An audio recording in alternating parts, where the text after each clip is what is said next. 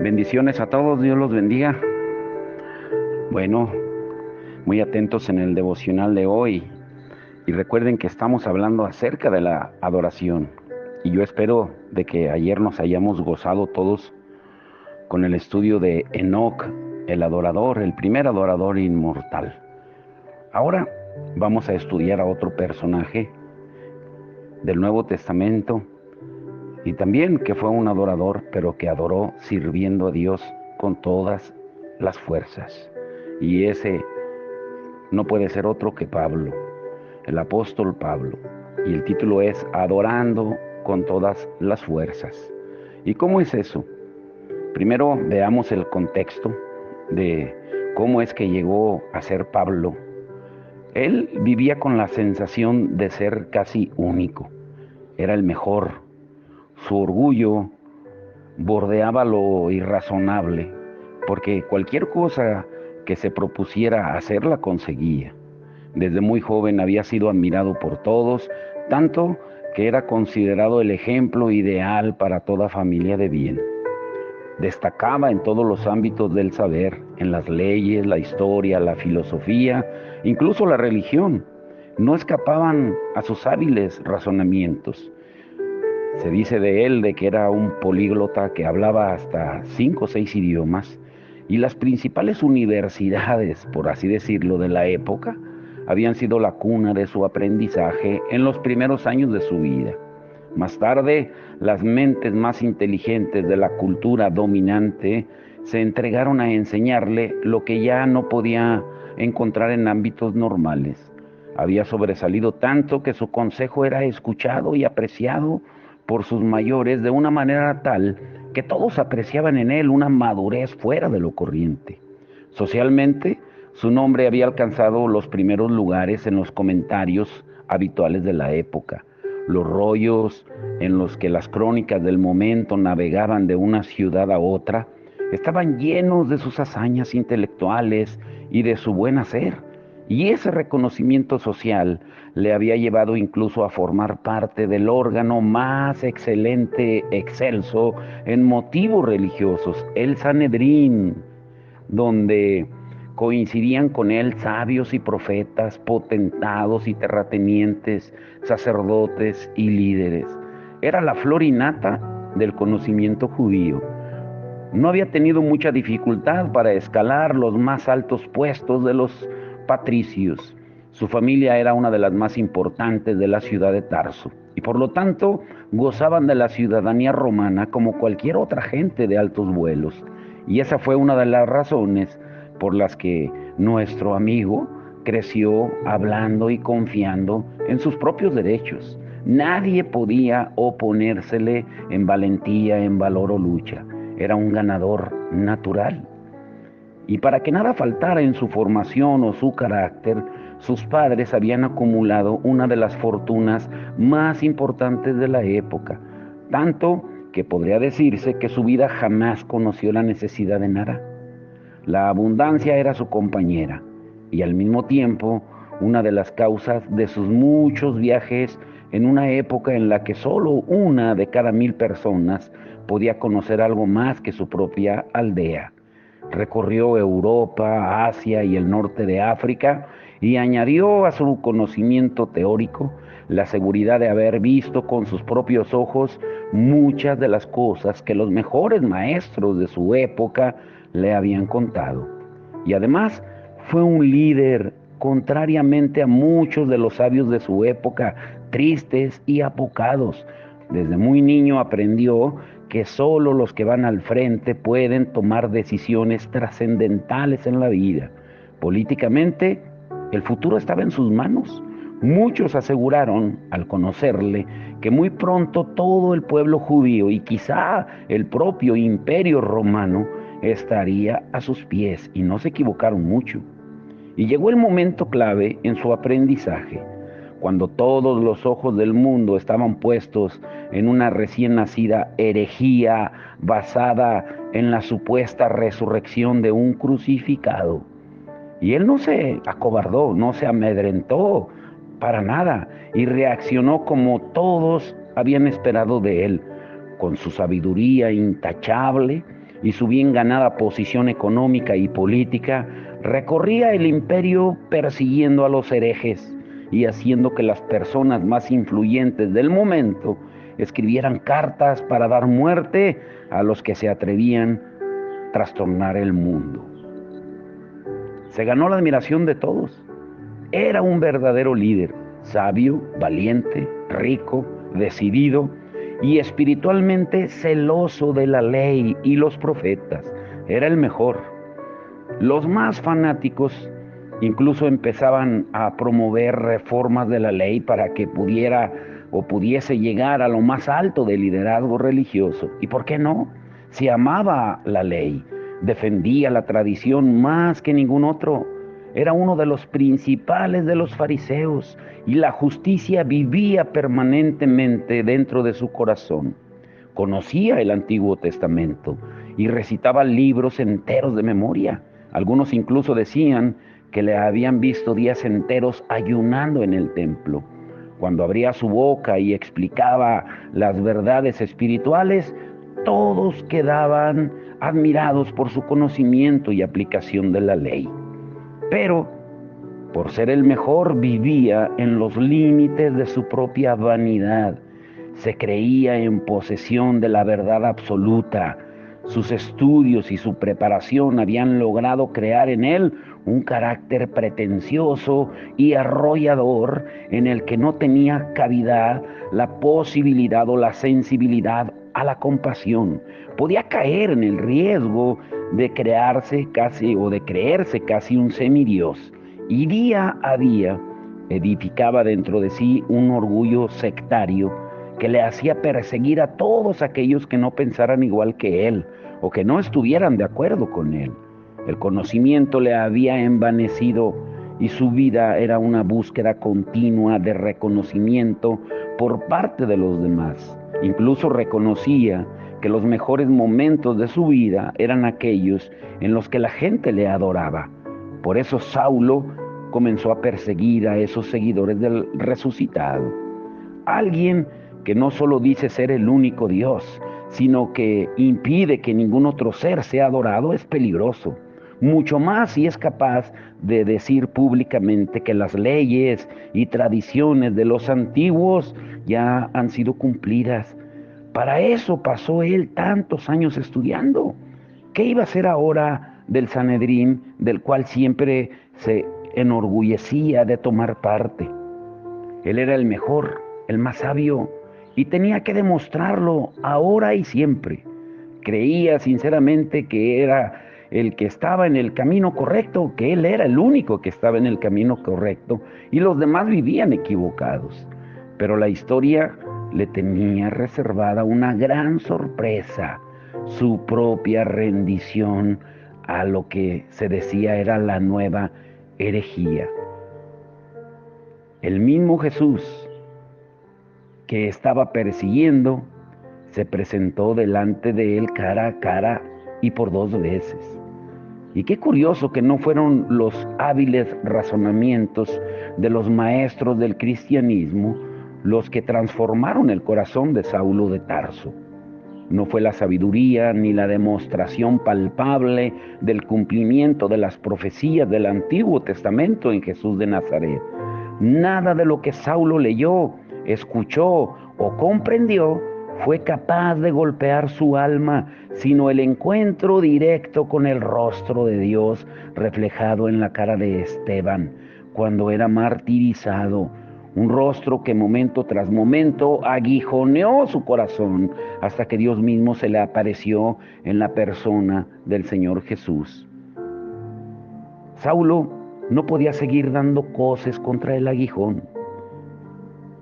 Desesperaba día y noche al recordar el rostro de Esteban, un rostro como el de un ángel, como dice Hechos 6:15. Desde la primera vez que lo vio, era miembro del concilio, hasta el momento en que el cielo se abrió para recibirle. Y esa fue la primera vez que Jesús se le apareció. ¿Por qué él? con todo su conocimiento y posición que tenía, con todo lo que había conseguido en la vida, incluso con su saber religioso, estaba tan lejos de Dios. Y ese a quien creía un hereje muere feliz, perdonando a todos. ¿Cómo alguien a quien habían decidido matar por hereje podía reflejar en su vida a Dios mismo? ¿Por qué Dios había recibido a Esteban en el cielo mientras ellos le apedreaban? Y aunque sea difícil de creer, no fueron esas preguntas las que hicieron llegar a Saulo hasta el borde de la frustración más absoluta, sino fue el rostro de Esteban.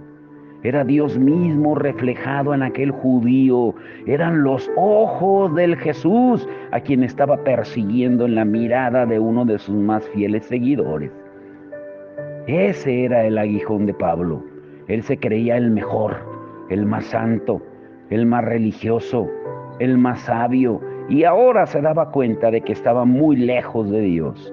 Estaba a las puertas del mismo infierno. Y Dios amó a Saulo. El Señor Jesús tuvo compasión de él y el Espíritu Santo le tocó el corazón para que pudiera encontrarse con su Salvador cara a cara. Saulo quedó ciego al mundo y a sí mismo, literalmente y figuradamente, para poder abrir sus ojos a Cristo. Tuvo que cerrar sus ojos al mundo y a sí mismo para poder contemplar a su Creador. Dios, en toda su trinitaria expresión, decidió transformar la vida de Saulo de la misma manera que trastornaría al mundo por medio de él. Hechos 9:15 dice: ve, porque él me es un instrumento escogido para llevar mi nombre en presencia de los gentiles, de los reyes y de los hijos de Israel. Saulo de Tarso encontró en su camino a Damasco no solo la nueva vida, sino la lección clave de la vida de Esteban y de la de todos los hombres y mujeres utilizados por Dios a lo largo de la historia. Lo que transforma el corazón de las personas es el reflejo del rostro de Dios, la comunión diaria e íntima con el Creador. Lo diré de nuevo. Lo que transforma el corazón de las personas es el reflejo del rostro de Dios, la comunión diaria e íntima con el Creador. Si algún otro cree tener motivo para confiar en la carne, yo mucho más. Circuncidado al 8º día, del linaje de Israel, de la tribu de Benjamín, hebreo de hebreos, en cuanto a la ley fariseo, en cuanto al celo perseguidor de la iglesia, en cuanto a la justicia de la ley, hallado irreprensible. Pero todo lo que para mí era ganancia, lo he estimado como pérdida por amor de Cristo. Y aún más, yo estimo como pérdida todas las cosas en vista del incomparable valor del conocer a Cristo Jesús, mi Señor, por quien lo he perdido todo y lo considero como basura a fin de ganar a Cristo. Filipenses 3:4-8. Dios hizo de Saulo un nuevo hombre. Incluso comenzó a llamarlo de otra manera.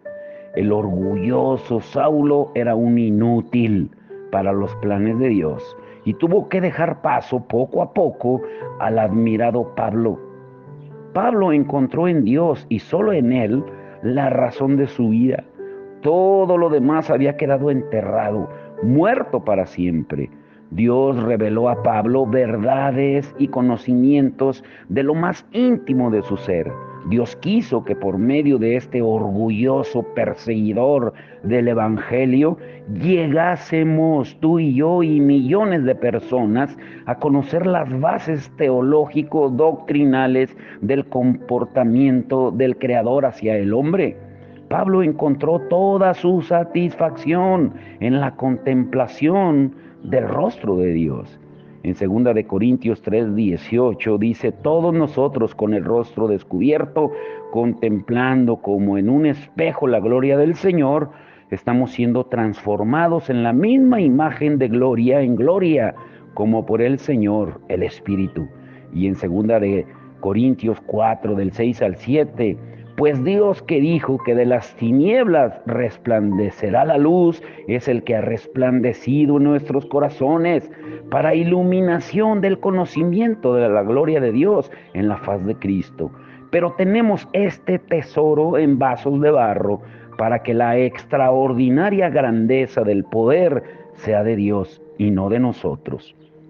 Pablo supo conocer, adorar y deleitarse en Dios con todas sus fuerzas. Por eso el título. Además de eso, dejó escritas en sus cartas las pautas para que nosotros podamos hacer lo mismo. Acercarse al pensamiento de Pablo es en parte acercarse al pensamiento de Dios, porque solo Él pudo escudriñar parte de la inmensa grandeza del Creador. Esa grandeza empezaba a reflejarse en el rostro de Pablo de la misma manera que lo había hecho en Esteban, porque Pablo había aprendido a vivir cara a cara con el rostro descubierto delante del Señor, siendo transformado en la misma imagen de Él. Y eso no es cualquier cosa. No podemos entender lo que a Pablo le costó años enteros en la presencia de Dios en cuestión de 4 o 5 cómodas lecciones o en un estudio. El mismo Pedro advirtió de los peligros de querer controlar la palabra de Dios y escribe en 2 de Pedro 3, 15 al 16, tal como os escribió también nuestro amado hermano Pablo, según la sabiduría que le fue dada. Asimismo, en todas sus cartas, habla en ellas de esto, en las cuales hay algunas cosas difíciles de entender, que los ignorantes e inestables tuercen para su propia perdición. Si queremos crecer en la vida cristiana y llegar a reflejar en nosotros la luz de Cristo, pues necesitamos empezar por el principio, paso a paso. De la misma manera que Pablo, necesitamos poner nuestros ojos en el rostro de Cristo. Hebreos 12:2 dice, puestos los ojos en Jesús, el autor y consumador de la fe. Y como consecuencia de encontrarnos con el Señor cara a cara, fluye desde nuestro corazón la actitud irrefrenable de expresar nuestro agradecimiento por todo lo que Él es y lo que hace por nosotros. Y de esa manera llegamos a la misma conclusión que el autor de la carta a los Hebreos, Hebreos 12:28, puesto que recibimos un reino que es inconmovible, demostremos gratitud. Ahora, número 1, la gratitud debe ser nuestra respuesta natural al contemplar el rostro de Jesús. La Biblia cuenta de 10 leprosos que se encontraron un día con el Señor Jesús mientras iban de camino a ninguna parte. Todos ellos vivían despreciados por la sociedad y su futuro era un sinsentido continuo. Ninguna esperanza, ninguna razón para vivir, ninguna posibilidad de cambiar su estado hasta que apareció Jesús de Nazaret. Y en un solo acto de misericordia hizo que su piel milagrosamente se tornara tan suave y limpia como la de un niño.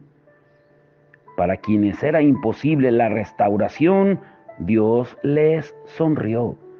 Para quienes vivían en el rechazo y la soledad, amaneció la gloria. Todos ellos fueron a cumplir la ley, a presentarse delante del sumo sacerdote para explicar que habían sido limpiados, que su vida ya podía ser diferente, que se habían encontrado con Dios mismo y les había restaurado. Y no hicieron mal. Su deseo fue cumplir la ley, obedecer lo que Dios había dejado escrito. Pero uno de ellos comprendió lo que era más importante que la ley, el agradecimiento que lleva a la adoración. Y él regresó, volvió a donde estaba Jesús, dice Lucas 17:16, glorificando a Dios en alta voz. Y cayó sobre su rostro a los pies de Jesús, dándole gracias. Y este era samaritano. Volvió porque comprendió que la gratitud estaba muy por encima de todos los mandatos.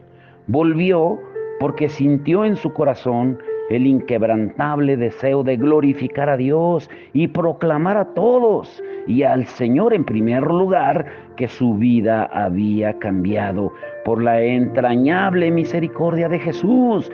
Y volvió porque entendió que era mucho más importante postrarse a los pies del Señor en primer lugar, mucho más importante que mostrarse al sumo sacerdote. Y cayó sobre su rostro porque su indignidad le impedía mirar cara a cara a quien le había devuelto la vida. Y se postró a los pies de Jesús como señal de gratitud. Y era samaritano. ¿Cuántas veces suele ocurrir que las mejores lecciones las aprendemos de quienes menos lo esperamos? Este hombre conocía muy poco la ley, quizá no sabía lo que eran sus principales obligaciones religiosas, pero tenía en su corazón la llave para acercarse a Dios, su agradecimiento.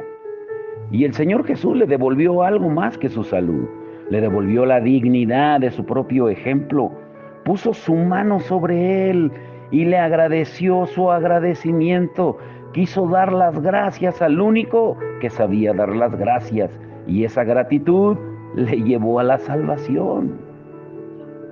Es lo mínimo que todos podemos hacer, dice el Salmo 50:23, el que sacrifica alabanza, acciones de gracias, me honrará. Lo que Dios espera de nosotros está muy claro. Toda la teología cristiana podría resumirse en dos palabras: gracia y gracias. Lo diré otra vez. Toda la teología cristiana podría resumirse en dos palabras: gracia y gracias. Gracia de parte de Dios, porque todo lo que tenemos viene de Él, desde antes de conocerle, desde que le conocemos y por toda la eternidad. Y gracias porque toda nuestra gratitud y vida de agradecimiento es lo mínimo que debemos ofrecerle. El agradecimiento y la alabanza no son opcionales, son esenciales en nuestra vida porque demuestran que nuestro corazón ama a Dios. Si no somos agradecidos es porque quizá estamos albergando, guardando en nuestro interior la idea de que Dios nos salvó porque de alguna manera lo merecíamos. O quizá pensamos que nuestra situación pues no era tan mala. No somos agradecidos por orgullo. Creemos que somos mejores de lo que pensamos. Reaccionamos con Dios de la misma manera que cuando alguien nos hace un gran favor. Y más tarde nos escondemos de esa persona porque nos sentimos avergonzados de deberle algo. Le tratamos peor que antes de que nos ayudara. Así somos de orgullosos. Esa es una de las razones por las que muchas personas huyen de Dios, no quieren deberle nada. Hemos hablado ya, estudiado, que el orgullo nos aleja de Dios y por el contrario la gratitud nos acerca a Él, porque agradecer significa reconocer humildemente que todo se lo debemos a Él. Salmo 138, verso 6, dice que Dios resiste a los soberbios y da gracia a los humildes. Y también lo dice Santiago 4:6. Solo podemos encontrar gracia delante de Dios cuando le miramos cara a cara. Y no es posible venir delante del rostro de Dios trayendo todo nuestro orgullo. ¿Cuál es la consecuencia de hacerlo así? Cuando veo el rostro de Dios, inmediatamente mi vida se llena de gratitud. No puedo evitarlo. Una cara santa llena de amor sacrificada por mí. ¿Cómo sería posible verla y no quedarme rebosando de gratitud, de paz, de confianza, de miles de cosas buenas? Por eso el mandamiento del Antiguo Testamento en el Salmo 104 es: entrad por sus puertas con acción de gracias. Lo dice también en el Salmo 118, verso 19 al 20, Salmo 28:7, Salmo 107, verso 22. En la Biblia aparecen innumerables canciones de acción de gracias, no solo en los Salmos 28, 30, 77, 100, sino en los demás libros, como tendremos la posibilidad de estudiar más adelante. Porque el hecho de ser agradecidos nos acerca a Dios, no solo de una manera figurada, sino literal. Desde el principio de la relación de Dios con su pueblo, la gratitud era la respuesta clave a su amor. Esa es la razón por la que Dios estableció que en el antiguo Israel hubiera coros con varios centenares de personas dedicadas exclusivamente a la acción de gracias. Lean el capítulo 12 de Nehemías. La misma razón es la que mueve al Señor a recordarnos en más de un centenar de ocasiones en su palabra que debemos dar gracias. A través de todos los libros de la Biblia fluyen los mandamientos de gratitud hacia nuestro Creador. La argumentación de todo el Antiguo Testamento es clara. La ley y los sacrificios levíticos por nuestro pecado son cumplidos por Jesús en su vida, en su muerte y resurrección. Pero hay un sacrificio que permanece para siempre. Un sacrificio que, tal y como nos enseña la palabra de Dios, debe ser nuestra reacción continua al acercarnos al Altísimo, y es el sacrificio de alabanza. Hebreos 13:15, sacrificio de alabanza a Dios, fruto de labios que confiesan su nombre.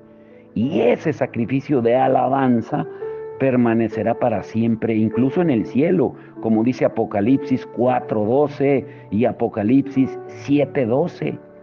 Si queremos llegar a comprender mejor lo que significa dar gracias a Dios, podemos examinar por un momento la palabra hebrea que se utiliza en el Antiguo Testamento, yadá. Ese vocablo no significa dar gracias, sino proclamar, alabar y dar público reconocimiento. Hablando de manera que nos entendamos, los hebreos no podían dar gracias a otra persona o a Dios, sino dar público reconocimiento y proclamar lo que habían recibido de alguien o de Dios mismo.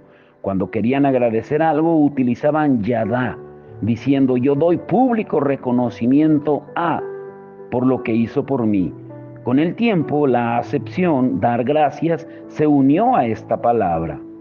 De ahí parte la raíz del problema del hombre, como hemos visto en otro momento, en otro estudio, cuando examinamos que la raíz del problema es el pecado en el hombre, perfectamente explicado por el apóstol Pablo en Romanos 1, 18 al 23. La ira de Dios cayó sobre los hombres porque no honraron a Dios, ni le dieron gracias, no lo adoraron, ni le dieron gracias, sino que se envanecieron. El pecado del hombre fue caer en el orgullo de creerse autosuficiente y no agradecer a su Creador, el único que podía y puede darle la vida.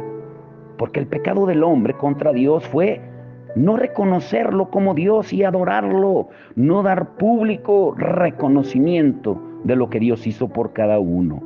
Lo que la humanidad hace siempre es seguir con sus vanos razonamientos orgullosos, mirando siempre hacia sí mismo y no hacia su Creador.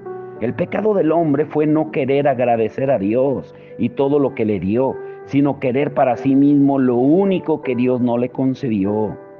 Por no saber agradecer, la humanidad perdió el sentido de la verdadera belleza y prefiere imágenes irreales, ídolos como objeto de su adoración, en lugar de disfrutar de la verdadera grandeza de lo que Dios es y hace.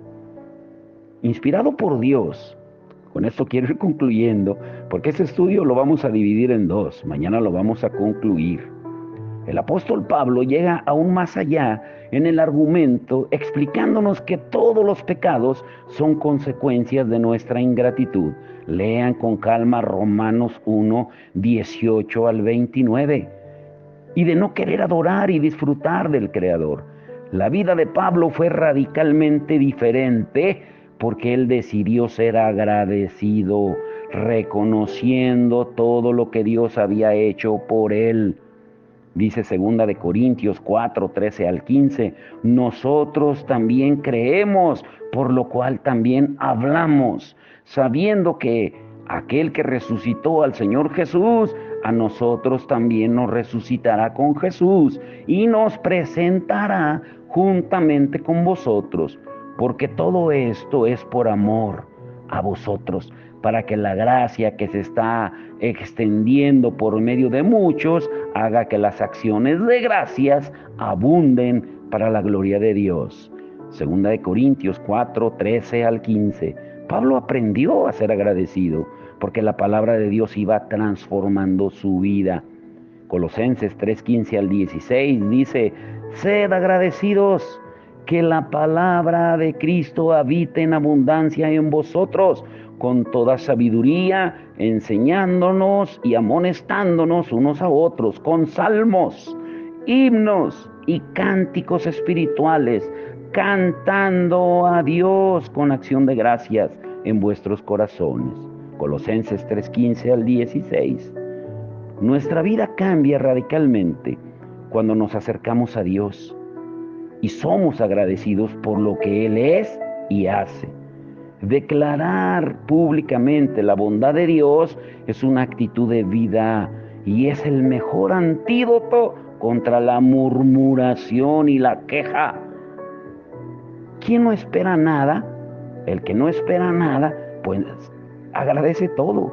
Pero quien espera todo, no agradece nada. Es un juego de palabras, espero que lo entiendan. Lo diré de nuevo. Quien no espera nada, agradece todo. Quien espera todo, no agradece nada. Por algo, la Biblia nos enseña que somos hijos de Dios. Y ese proceso de expresar y aceptar gratitud hace que aumente el amor mutuo y la sensación de que somos queridos para Él. Contemplar su rostro. La Biblia nos enseña que somos hijos de Dios y que podemos acercarnos a Él, estar con Él cara a cara, como un niño se acerca a su padre. La gratitud debe ser nuestra respuesta natural al contemplar su rostro. Pero te quiero dejar con esto. ¿Y después? ¿Cuál es el siguiente paso? ¿En qué se basó la vida de Pablo para llegar a ser una verdadera revolución en el mundo conocido? Mañana lo veremos. Te quiero dejar con esas dos preguntas. ¿Cuál es el siguiente paso? ¿En qué se basó la vida de Pablo para llegar a ser una verdadera revolución en el mundo conocido de ese tiempo? Porque Pablo lo conocemos como uno que sirvió a Dios con todas sus fuerzas, pero más de servir a Dios con todas sus fuerzas, Pablo fue un adorador con todas las fuerzas. Recordemos que Jesús lo dijo muy claramente en Mateo 4:10. Primero es adorar y luego servir. Pablo adoró con todas sus fuerzas y luego sirvió con todas sus fuerzas. ¿Y tú y yo? ¿Qué esperamos? Mañana vamos a concluir este estudio hermoso, pero vamos a orar. Padre, en el nombre de Jesús, te damos toda la gloria, la honra a ti, porque solo tú eres digno de alabanza, de gloria, de honra, Señor. Gracias por enseñarnos, Señor, a través de este ejemplo de Pablo, que era un hombre preparado, estudioso, lleno de logros, éxitos en el mundo. Cualquier persona hoy en día lo admiraría, lo respetaría, lo honraría y lo subiría a un pedestal, como estamos haciendo con muchos predicadores, haciéndolos ídolos, muchos pastores, ministros, que los tenemos en pedestales, pero ¿cuántos de ellos tienen de verdad la humildad de Pablo, de reconocer que todo es basura, sus logros, porque la gloria es tuya, Señor? Hoy es tiempo de que también digamos como Pablo, todo lo pasado es basura y prosigo a la meta, al premio del supremo llamamiento de Cristo Jesús. Señor, enséñanos a través de estos ejemplos que estamos viendo de verdaderos hombres y mujeres de adoración, como hemos visto, Señor, de que nuestra vida para eso fue destinada, para eso fuimos creados, para eso nacimos, para adorarte por toda la eternidad, para exaltarte por toda la eternidad. Por eso el único tipo de personas que tú buscas son adoradores en espíritu y en verdad. Señor, ayúdanos a entenderlo y a ponerlo por obra. Adorarte en cada momento de nuestra vida. Adorarte, Señor, con todas nuestras fuerzas, así como Pablo lo hizo y te sirvió con todas sus fuerzas. Que también cada uno de nosotros lo hagamos, porque tú lo dijiste cuando te preguntaron cuál era el principal y más grande mandamiento. Tú mismo lo dijiste: amar al Señor con todas nuestras fuerzas. Y también se resume, en adorarte con todas nuestras fuerzas, con toda nuestra mente, todo nuestro corazón, todo nuestro ser. El denominador común es todo. Y hoy queremos hacerlo, Señor, en el nombre de Jesús. Amén y amén.